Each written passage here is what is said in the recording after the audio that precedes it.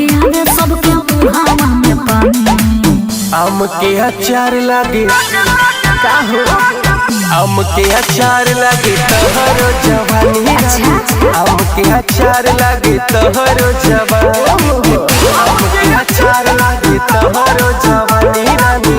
आम के अचार लागे तोहरो जवानी।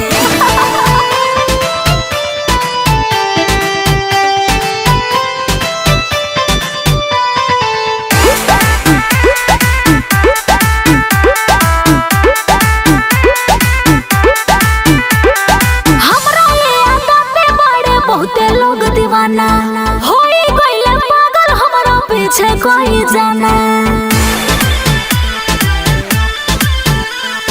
बारू इस पैसे गोरी चीज के कारण जीके खातिर तोहरा के बानी बेकरार हो।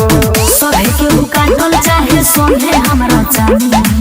सभे के काटल चाहे सोहे हमरा चाही। आम के अचार लागे आम के अचार लागे तोहरो जवानी। आम के अचार लागे तोहरो जवानी। आम के अचार लागे तोहरो जवानी रानी। आम के अचार लागे तोहरो जवानी।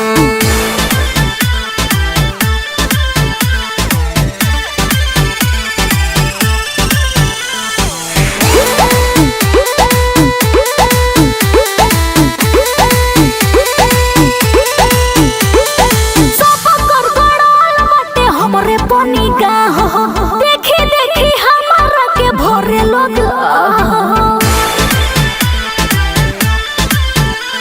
दिखाई के सामान अपन जानी लाल चावा। सुनाए पुनीता जानी ऐसे तड़े पावा। परदी को शर्मा बनावल चाहे रानी। बुलेट पे जोड़ बनावल चाहे रानी। आम के अचार लागे